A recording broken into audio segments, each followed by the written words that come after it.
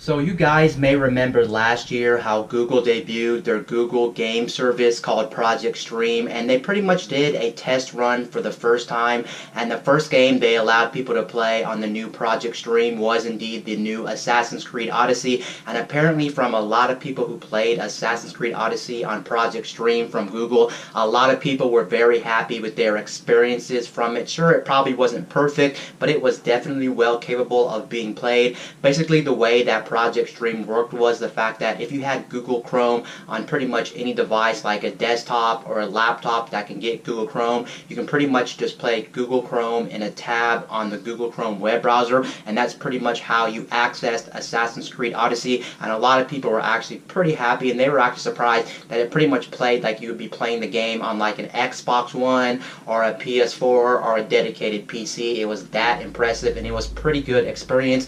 Now fast forwarding to early 2019, we finally got full information on this service that Google has been working on. We finally got a full working name for this service. We pretty much got a lot of information. Now there's still a lot of information we don't know about this service, but we definitely got more than we did before, because recently, a couple of hours ago, Google did a presentation regarding their new streaming service, and we have some information on that. So let's go ahead in this video talk about everything that pretty much they talked about when it comes to their new upcoming streaming service from Google. So you guys may remember a couple of weeks ago how there was that leak about a controller by Google, and we all thought it was going to be for some kind of dedicated hardware, or at least some people thought it would be. But in fact, it turns out today it looks like there's no dedicated hardware when it comes to this new service. Google is working on it. Looks like that controller that we saw is indeed going to be, in fact, for their new upcoming streaming service. It'll just work with your current hardware, whether you have like a PC, a laptop, a Mac, whatever the case may be. It looks like it's just going to work. So it does kind of suck for people who are going to get excited for a dedicated streaming box, or maybe a dedicated console that would play games natively on a piece of hardware. It looks like that's not the case. But anyway, let's go ahead and talk about the biggest thing. Let's actually finally talk about the name of it. It's no more called Project Stream. Project Stream was pretty much just a code name for this service, and the real name for this service is going to be called Stadia. So Google Stadia is what it's going to be called. Whether you like that name or not like that name, that's the name Google finally gave their streaming service. Now Stadia is confirmed to be coming out in 2019. Unfortunately, we don't really have a concrete release date for this streaming service, so keep that in mind as well. All we do know, it is going to be coming by the end of the year, confirmed by Google. And they pretty much talked about some stuff that was going to run on this service. They didn't really talk about too many games that they currently have in development for this, so we still don't know what type of games are we going to be playing on Google Stadia. Sorry, Google Stadia. We really don't know what type of games we're going to be playing on Google Stadia. However, we do know they are going to be modern AAA games and things like that, so they are going to be big blockbuster games. They're pretty much games that you've been playing on like Steam, Xbox, PlayStation, and you're going to be able to play here. That's pretty much what this service is going to be. We're not talking about mobile games or anything like that. We're talking about hardcore games for like the mainstream gamer. That's what we're actually talking about here when it comes to Google Stadia. They did actually talk about what type of resolutions and what type of frame rates you are going to be expected to get when it comes to this. First off, of course, they did state that, of course, we are going to be getting the standard 1080p 60 frames per second, and at this point in gaming's life cycle or gaming history, of course, we should be expecting frame rates of 60 frames per second and 1080p. That should be good. Of course, all this is kind of hard to tell because, of course, this is actually being streamed to you through your internet, so it's really going to depend on how well your internet can handle the streaming when it comes to Google Stadia. It's all going to depend. I'm also curious to see also when we're talking about these frame rates and resolutions, how well are they going to be scalable to your internet? Is it going to be able to handle internets of varying speeds? So let's say, for instance, your speeds are much weaker than what the recommended is going to be for this service. Does that mean it'll scale back and maybe go down to like 720p to be able to handle it, or will you still be able to play 1080p? It'll just maybe you'll lose some frame rate here or there, but you'll still be able to play in 1080p. Will you also be able to change the resolution on the fly? There's really no way to know if you'll be able to change the resolution on the fly to pretty much match what your internet is capable and can handle at the time. But let's go back to the resolutions. Anyway, like I said, we're getting 1080p 60. Of course, again, it will depend on your internet. You can't really guarantee these frame rates and these resolutions if your internet's not that good. But here's the thing that's absolutely mind-blowing about the new Google Stadia that I don't think a lot of people were expecting out of this. The thing that they said on stage right there is they did say that this service is going to support, get this, 4K 60 frames per second, HDR, and surround sound. And that's mind-blowing to think that it's going to be doing things like 4K, HDR, 60 frames per second gameplay. That's pretty much stuff that even the current gen hardware can't even really handle all that well. Yes, you do have the Xbox One X, which of course is more powerful than the PS4 Pro. The PS4 Pro and the Xbox One X are pretty much a better version of the Xbox One and the PS4 that came out back in 2013. They're pretty much a half step up, but even the Xbox One X, which is much more powerful than the PS4 Pro, can't play every game at 4K 60 frames per second because it just does not have a lot of power. There are some games that can play natively on the Xbox One X. Let me make that clear. Yes, they're games, but there's not a whole bunch of games, and it's not like every single game you're going to play is going to be like that. It's definitely a very hit or miss thing, and some games, even if they play at those 4K resolutions, it's upscaled 4K, checkerboarding 4K, and some games only even play at like 2K resolution, so 1440p resolution. So this is going to be very interesting if they can even pull off 4K 60 frames per second. HDR, mind you, which is pretty mind-blowing, plus surround sound in this, because I don't know how many people's internets are going to be able to handle something that mind-blowing. Yes, we already have things like that when it comes to Netflix or when it comes to Hulu, these different streaming services. Even YouTube has that when it comes to their service. You can watch videos in 4K, but here's the thing, you're not actually controlling something on screen, and of course frame rates and of course latency is going to be very important here, unlike those services where you're pretty much just watching a stagnant image on a screen. So it's going to be very easy for you to watch things in 4K, not have to worry about lag being taken into consideration and latency being taken into consideration. So this is going to be very interesting that they're actually promising 4K 60 frames per second HDR and surround sound. And get this, they even stated in the future, which makes this thing even more mind-blowing than it already is, considering they did announce 4K support for their new streaming service.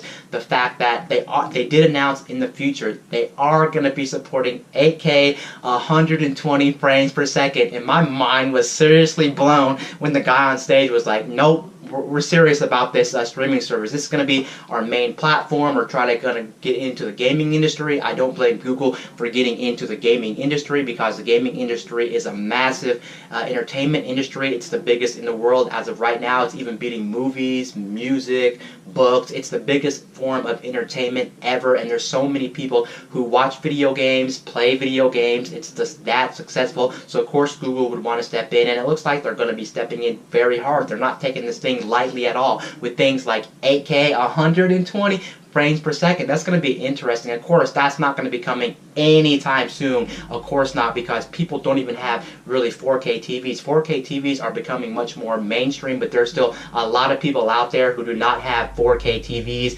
8K TVs are starting to become a thing, but even so, I don't even know how many 8K TVs you can even buy in a normal store at this point. And if you can't buy an 8K TV, they're like thousands and thousands and thousands and thousands of dollars for an 8K TV. 8K TVs are just super expensive, and for the normal human being or the mainstream consumer, they are not affording an 8K TV. And of course internet speeds as well, at least for this service that's claiming it can do things like 4K and 8K. People's internet speeds are just not that capable, and it's going to be a very long time until we get that. I'm actually really curious to see what type of games can actually play in 4K 60, and if people's internets are really ready to play things like 4K 60 frames per second. This also leads me to another point. It really does seem like we're still in a weird space where, yes, this service sounds really cool, and we're going to be getting things like really good experiences from the cloud, but the thing is though, I don't think a lot of people's internets are ready for this. I do know for a factor my friend does not have great internet at all, so if this was the main thing, he's going to have to either get new internet or do something, because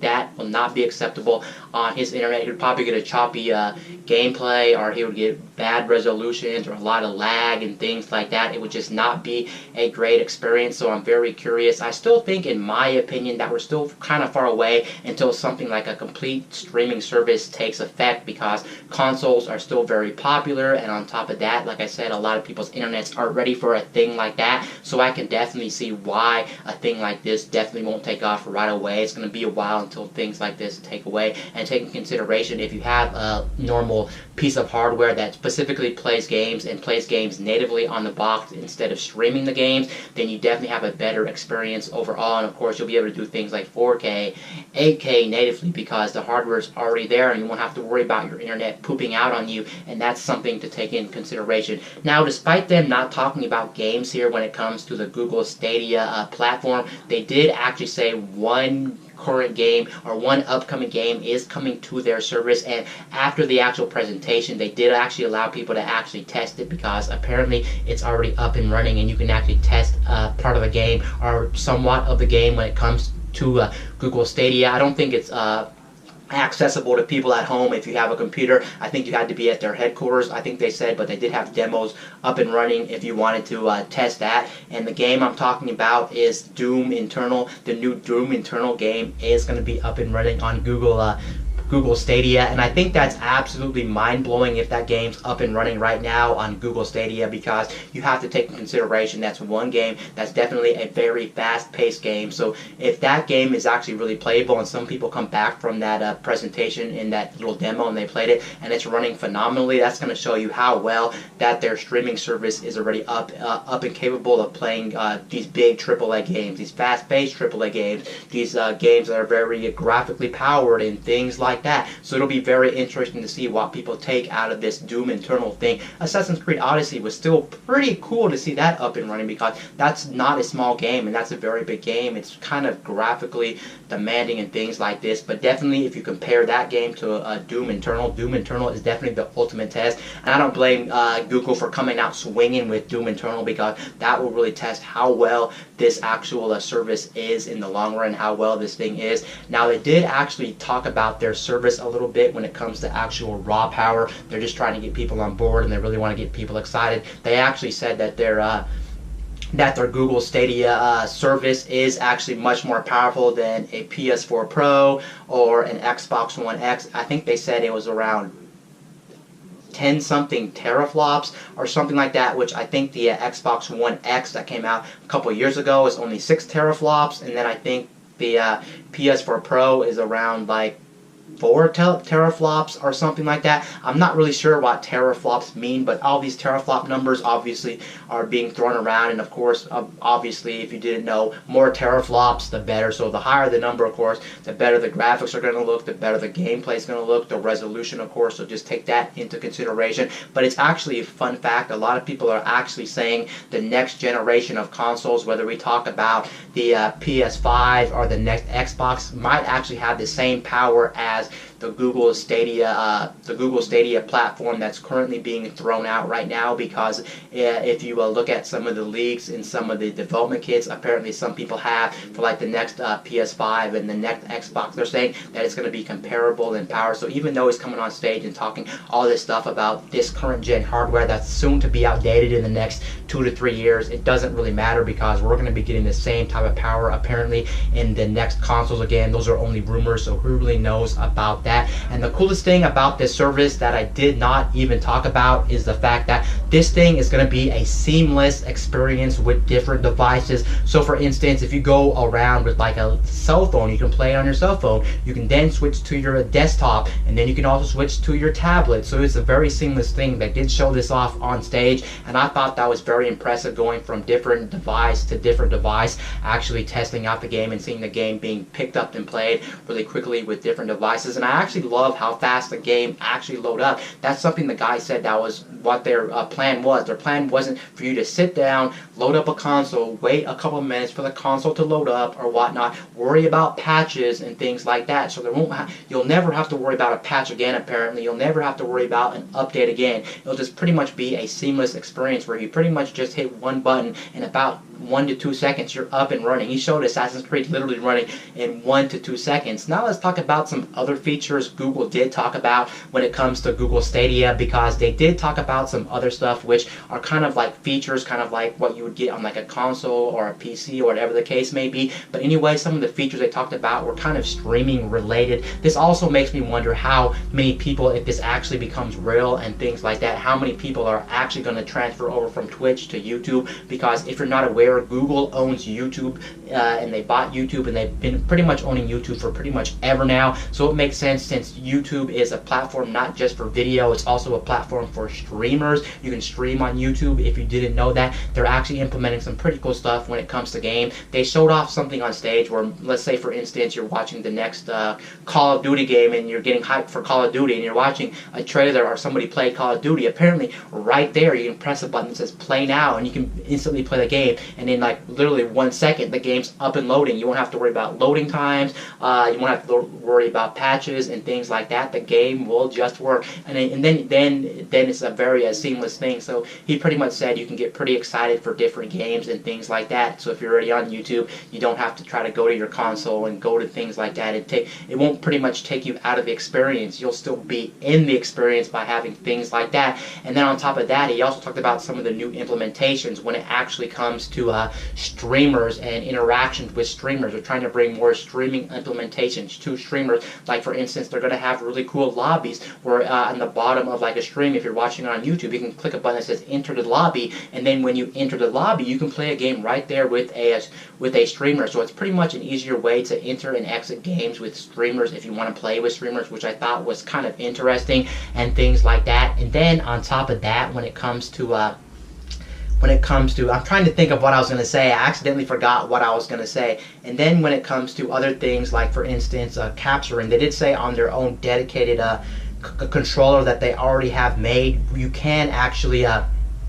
you are going to be able to capture footage, and apparently it's going to be unedited footage as well. So for instance, like some consoles, like the Switch for instance, when you capture footage on the Switch, it does downscale it to 720p. You're not going to be, you weren't able to capture native footage of the actual game currently running, because of course if the game's running and then you capture it, it takes too much hardware and too much processing power to actually record the game you're currently playing at the same resolution you're playing the game at. So they had to downscale it. But here he said you can get it at true resolution, so 4K resolutions, 1080p resolution, 60 frames per second, 120 frames per second, whatever the case may be. It's going to be pretty much flawless when it comes to that. And also, I didn't even talk about the controller Google actually announced for Stadia. It pretty much looks like your generic controller for any other console. Honestly, looking at the controller that they did announce for Google Stadia, definitely looks better than the render. I was actually surprised. It kind of reminded me of a Nintendo Switch Pro controller, but either way, it was your standard controller. The only thing that was pretty much different about this controller that wasn't on any other controller I've ever seen was the fact that this controller did indeed have a microphone on it. And of course some people are going to be worried about that, because of course you never know, these companies that are big like Google are spying on you and things like this. It's been proven time and time again. A lot of these big name companies do spy on their customers, so of course people do have to worry about that. And I actually don't blame people for being super paranoid and being worried about Google spying on them when it comes to this controller. Overall, the controller looks great for this console, but besides that, it's pretty much your standard controller. And let's talk about controller options. He wanted to come on stage and talk about how this was going to be a pretty seamless experience as well. So pretty much any current gen console or any current controller you have laying around will work with Google Stadia. You pretty much just plug it into your device and it should work easy. Like for instance, if you're on like a smartphone, you pretty much just Bluetooth your thing over to your smartphone and you can play it like that. If you're on PC, you can use Bluetooth or a USB cable, and then you can plug it in that way, and it works with like PS4 controller, Xbox One controller, a Nintendo Switch Pro controller, or any other third-party controllers. It pretty much works with a lot of different controllers, so it's pretty easy right there. And when it comes to compatibility, like I said, for this actual service, it looks like that all the devices are supported. So if you have like a tablet, a smartphone, computer, a laptop, and it'll even work with Google Chromecast. That's how you pretty much play it on the TV. If you want to play it on the TV, you don't have to worry about plugging in your laptop or your PC through HDMI. You can get one of those Google Chromecasts, and some of the new Google Chromecasts that's been out for a while do support 4K. So of course that's absolutely great. And apparently, of course, they're going to figure out a way to get you to connect the controller to those Google Chromecasts. So it looks like they're not making dedicated hardware at all. You're just going to be using your existing hardware. All of this stuff sounds pretty impressive and things like this, but who really knows in the end how this service is going to come out? It all depends how people are ready to transfer over to a streaming world when it comes to video games. Are people's internets ready for a streaming world? All this stuff is just very interesting when it comes to the world of video games. Now you may be asking yourself, this sounds great and all, but what about the price? Because of course there's going to be some type of price coming with this service. That is true, but unfortunately at this presentation, Google did not announce any price for any of the items for the service. So we don't know what the price is for this service. Actually, we don't even know the price for their own unique gaming controller tied to this service. If you wanted to buy that, we don't know anything about that. There's been some rumors, and there's actually been some really cool principles people have been throwing out when it comes to this. A lot of people say that this service is going to be like Games Pass or Netflix or Hulu,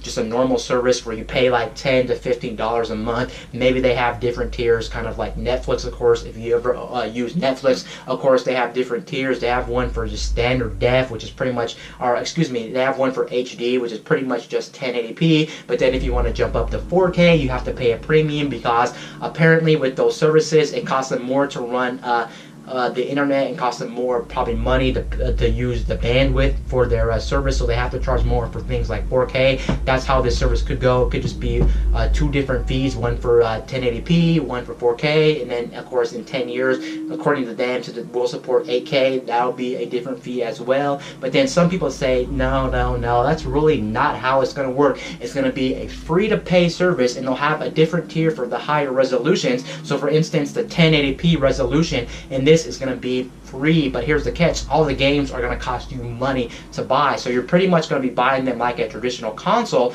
but you'll have to pay. You won't have to pay for the service unless you want better resolutions, or the whole service could entirely be free to every single customer, but you'll still have to pay games, because you have to remember you are going to be playing games that you'd be playing on a normal console or a normal PC. You're getting those AAA experiences to this actual device. Honestly, if you ask me, I think they're probably going to go like the pay route, where you pretty much pay like $10 a month, and then you pretty much get unlimited access to any games you want. But then again, I could be wrong. That would actually make more sense, because that means they would be getting a steady flow of money coming to their company. Why would you want to have people buy a game outright and then be done? But that would be funny if you had to buy games for this service and then later on you still have to pay a subscription. But honestly, I don't think that's going to happen at all. I don't think that Google would want to do that, because that would absolutely piss off people if you had to buy the game for $60 and then, for instance, you still have to buy the service for it, which is like $5 a month tacked onto that. I don't think people would be happy about that at all. Or it could be a yearly fee as well.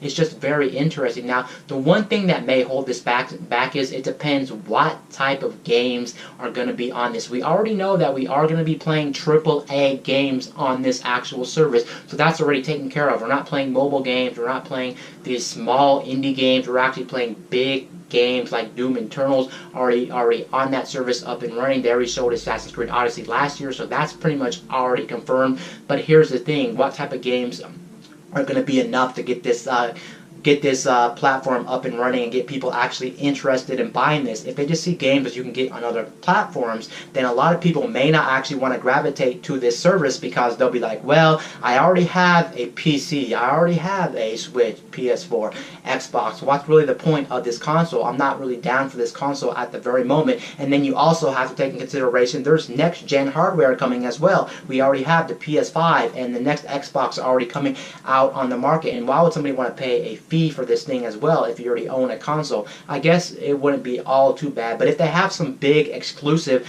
with this service, that would absolutely be great, and that would be a reason for people to get excited and get people to actually play this. Now, they did not announce any really games for this service. They did say there'll be more information in the summer. That's when we're really going to know what type of games are going to be on this service outside of Doom Eternal, because there was this rumor floating around as well when it comes to this Google streaming service. The rumor was that we were supposed to be getting some type of partnership with Sega, and if that's true, Sega does have some good IPs. Are they as big as like what Nintendo has or what Sony has? That's really questionable and debatable depending on who you ask.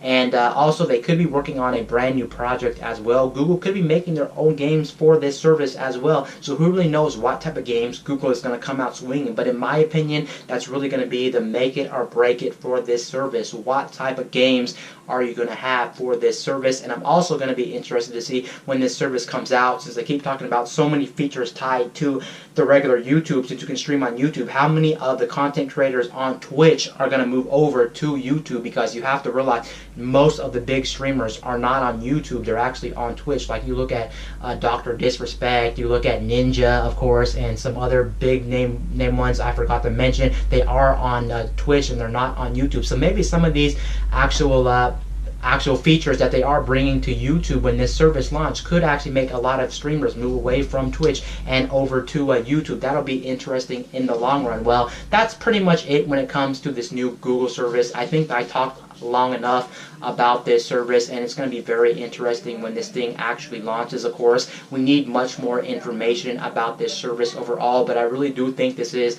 quite a very interesting thing when it comes to Google and the gaming industry. Anyway, guys, this is Wayne from My Tech News, signing out.